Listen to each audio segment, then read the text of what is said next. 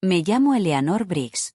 Tengo 62 años, soy una maestra jubilada y llevo 7 años viuda. Vivo sola ahora en una casa modesta llena de recuerdos, la mayoría formados por el amor que di al criar a mi único hijo, Lucas. Hace unos meses, le regalé a Lucas y a su esposa, Brooke, una casa completamente pagada, sin hipoteca ni deudas asociadas.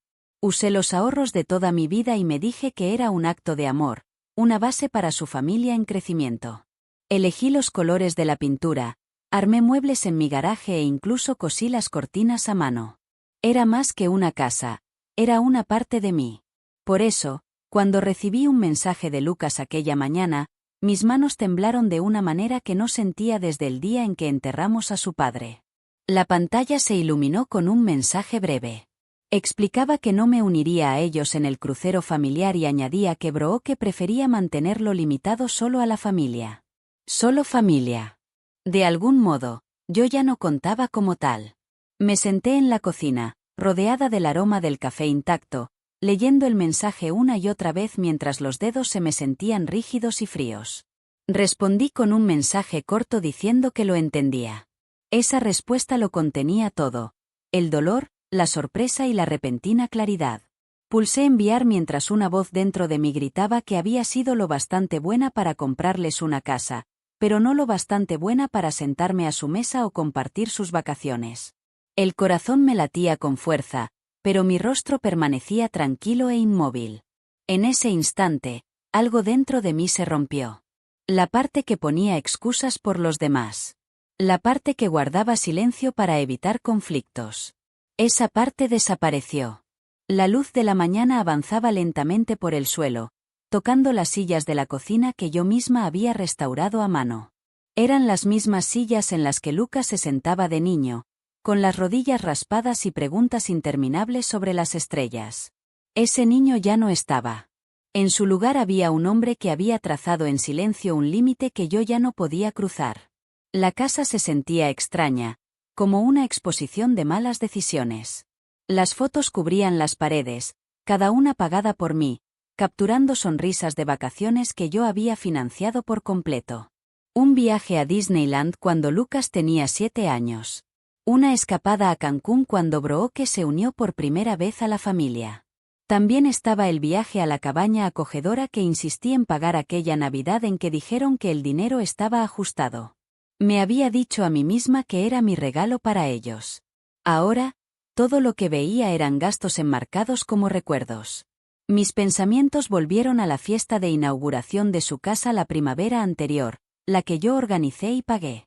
Recordé a Brooke tomándome de las manos, sonriendo entre lágrimas mientras me agradecía y prometía que siempre tendría una habitación allí. Le creí, porque las madres creen. Eso es lo que hacemos.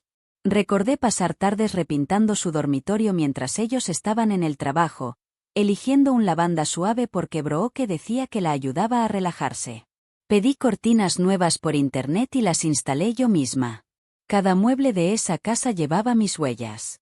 Cada cojín, lámpara y alfombra. Me mantenía ocupada para evitar enfrentar la verdad silenciosa. No llamaban con frecuencia. Rara vez venían, pero yo me decía que simplemente estaban ocupados. Eso es lo que hacen las parejas jóvenes, me decía. Trabajan duro. Se establecen. Se organizan. Pero esa no era la verdad. La verdad pesaba más que los botes de pintura y las cajas de mudanza. Me había vuelto tan útil que dejaron de verme como persona. Me convertí en la que arregla todo, la que ayuda, la fuente de dinero. Y una vez que el dinero se acabó, hubo poca necesidad de la mujer que había detrás. Había dado demasiado durante demasiado tiempo y, a cambio, me habían apartado en silencio. A la mañana siguiente, el silencio en mi casa se volvió insoportable. No era un silencio reconfortante, sino uno que me oprimía el pecho, me inquietaba las manos y me recordaba que algo estaba profundamente mal. Tomé el teléfono y llamé a Judith. Llegó en menos de una hora, sin dudarlo, como siempre lo había hecho.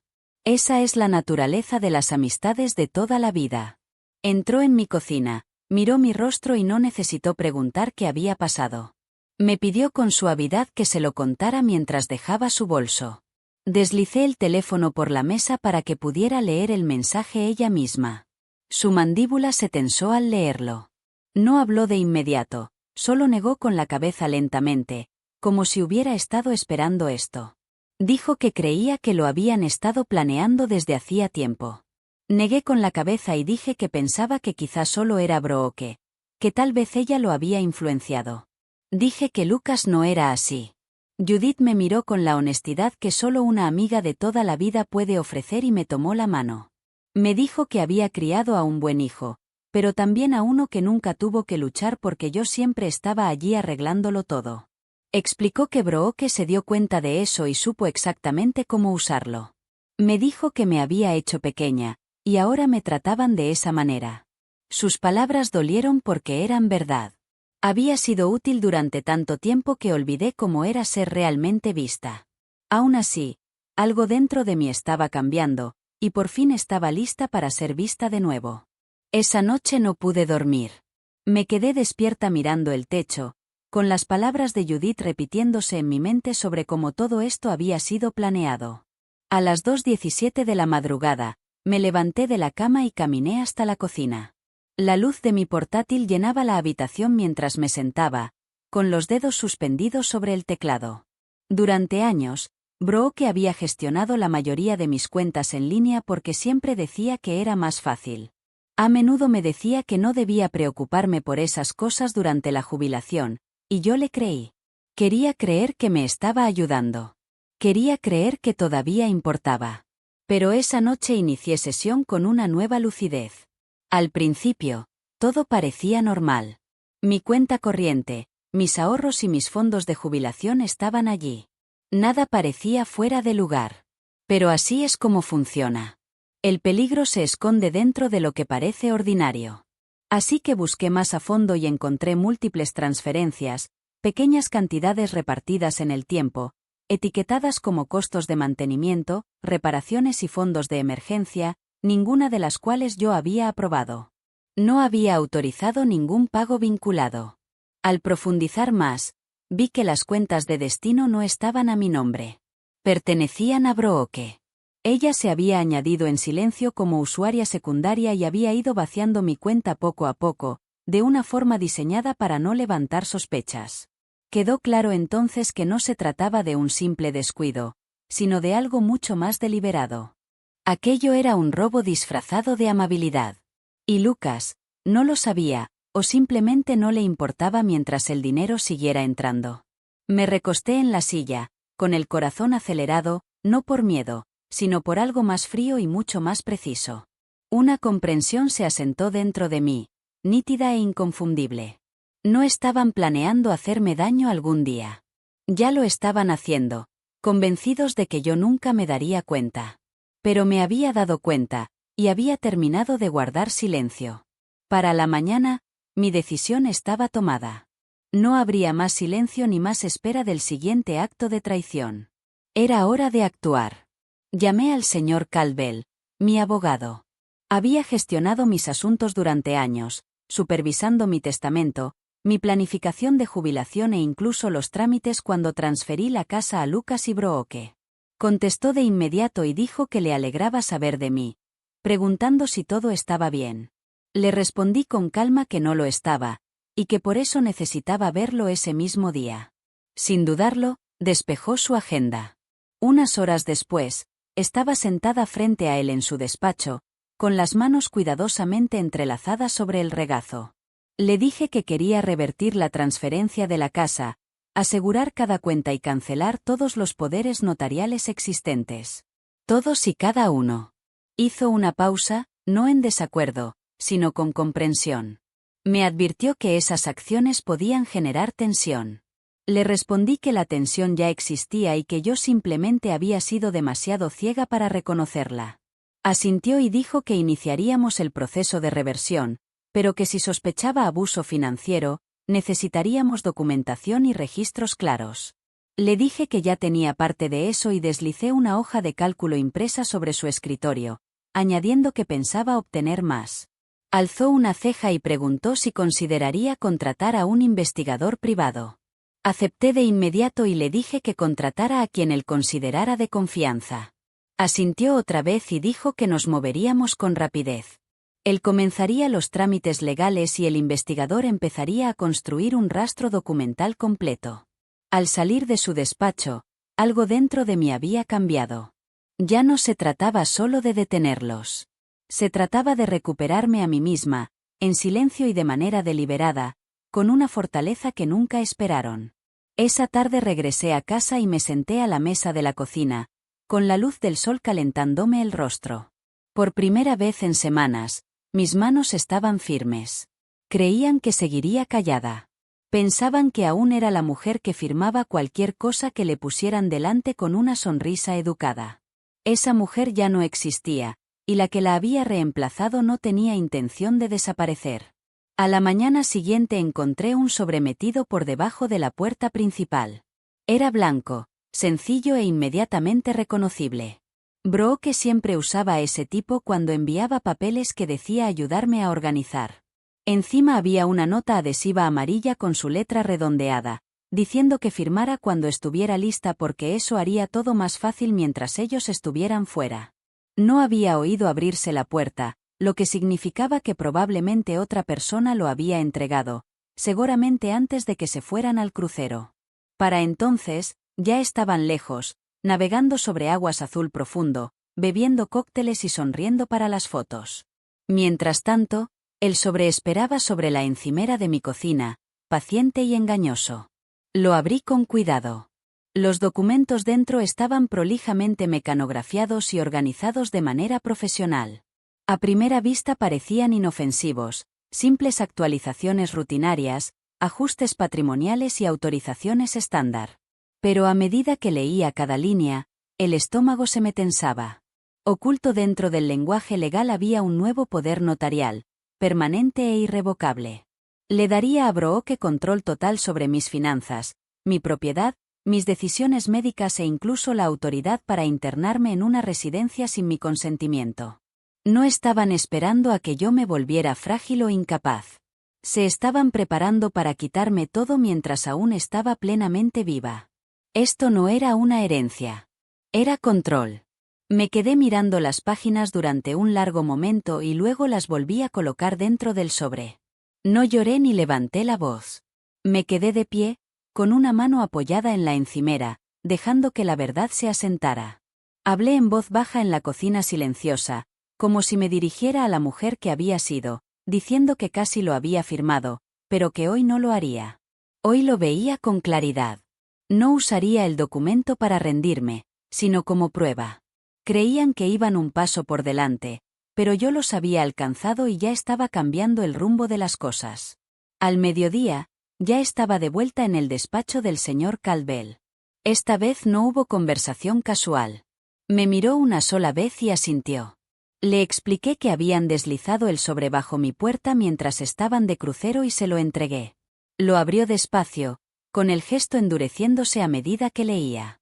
Cuando llegó a la sección que describía la autoridad irrevocable, dejó escapar una respiración brusca y dijo que no solo era poco ético, sino depredador. Le dije que, si lo hubiera firmado, podrían haber vendido mi casa, vaciado mis cuentas y tomado decisiones sobre mi cuidado, todo mientras fingían actuar por preocupación. Estudió mi rostro, esperando pánico, pero no encontró ninguno. Le dije que teníamos que movernos más rápido. Su preocupación dio paso al respeto.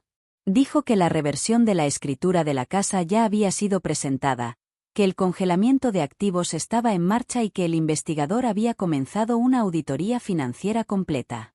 Tras revisar de nuevo el sobre, dijo que tomaríamos medidas más contundentes. Cada cuenta sería bloqueada y nadie accedería a mis bienes sin mi aprobación directa. Añadió que estaban redactando una cláusula de protección para que, si seguía alguna presión legal, hubiera una línea de tiempo documentada de manipulación lista para el tribunal. Me recosté en la silla, respirando con calma, con los hombros relajados. Por primera vez en años, no estaba reaccionando. Estaba construyendo algo sólido, algo que no notarían hasta que se alzara firmemente entre nosotros. Cuando regresé a casa más tarde esa tarde, la casa parecía igual, pero todo era distinto. Yo era distinta. La mujer que antes pagaba por amor había sido reemplazada por alguien más.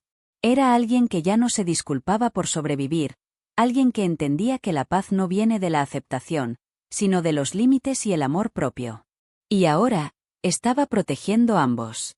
4 días después, el crucero regresó a puerto. Yo ya estaba cerca. Aparqué a poca distancia y me quedé quieta al otro lado de la calle, observando cómo Lucas y Brooke llegaban, bronceados y relajados, con el equipaje apilado en la parte trasera del coche, sin saber lo que les esperaba. Brooke fue la primera en bajar del coche, ya dando órdenes tajantes sobre la programación de la finalización de la hipoteca. Lucas la siguió unos pasos detrás, con la mirada fija en el teléfono, distante como siempre. Entonces ambos se quedaron paralizados. 2 coches desconocidos estaban estacionados en la entrada. Una furgoneta de mudanzas se encontraba cerca. Una pareja joven reía junto a un agente inmobiliario frente a la puerta principal mientras cargaban cajas hacia el interior. Tardaron un momento en comprender la escena. Lucas habló primero, con la voz temblorosa y confundida al pronunciar mi nombre. La expresión de Brooke se endureció mientras exigía saber qué estaba pasando y quiénes eran esas personas. Avancé despacio, con la voz tranquila. Le dije que ya no estaría gestionando nada para mí. Su tono se volvió aún más cortante cuando exigió una explicación. Lucas miró alrededor, presa del pánico creciente, y preguntó por qué había desconocidos dentro de su casa. Respondí con serenidad que ya no era su casa. Brooke se acercó a mí, elevando la voz mientras insistía en que no podía hacer eso, recordándome planes de refinanciación y contratos firmados. Metí la mano en mi bolso y le entregué a Lucas una carpeta, diciéndole que esos eran los únicos acuerdos que importaban. La abrió con manos temblorosas, pasando páginas que detallaban la reversión de la propiedad, los documentos de venta, auditorías financieras y registros de transacciones no autorizadas. Brooke le arrancó la carpeta de las manos y escaneó las páginas con desesperación, como si buscara una salida. Cuando levantó la vista, sus ojos ardían de ira. Insistió en que nada de eso se sostendría, afirmando que solo me habían estado ayudando y advirtiendo que me arrepentiría. Sostuve su mirada y le pregunté con calma si se refería a vaciar mis cuentas mientras me sonreía, a tomar autoridad legal sin mi conocimiento y a poner mi casa como garantía mientras yo confiaba en ella. Lucas intentó hablar, diciendo que nunca quisieron que esto ocurriera. Lo detuve y le dije que nunca quisieron que se descubriera. El silencio que siguió fue más pesado que cualquier discusión. Entonces le entregué a Brooke una segunda carpeta. Dentro había registros legales completos que documentaban cada firma falsificada, cada caso de abuso financiero y cada acto de coacción. Le expliqué que, si decidían llevar esto a los tribunales, todo se convertiría en registro público. Se quedaron inmóviles, pálidos y derrotados. Miré a Lucas, a mi hijo, y le dije que yo había sido su madre y que él me había convertido en su objetivo. Luego me di la vuelta y me fui sin mirar atrás. Conduje de regreso a casa lentamente mientras el sol se ocultaba tras los tejados. Mi nuevo apartamento era sencillo, sin lujo ni ostentación, pero me pertenecía por completo. Dejé el teléfono boca abajo sobre la mesa, ignorando el último mensaje de Lucas, un intento final de arrepentimiento. Ya no tenía nada más que dar. Creían que me derrumbaría sin ellos, pero la verdad era que su presencia me había pesado durante demasiado tiempo. El silencio no es debilidad, es conciencia. Y desde ese momento, elegí hablar solo por mí misma.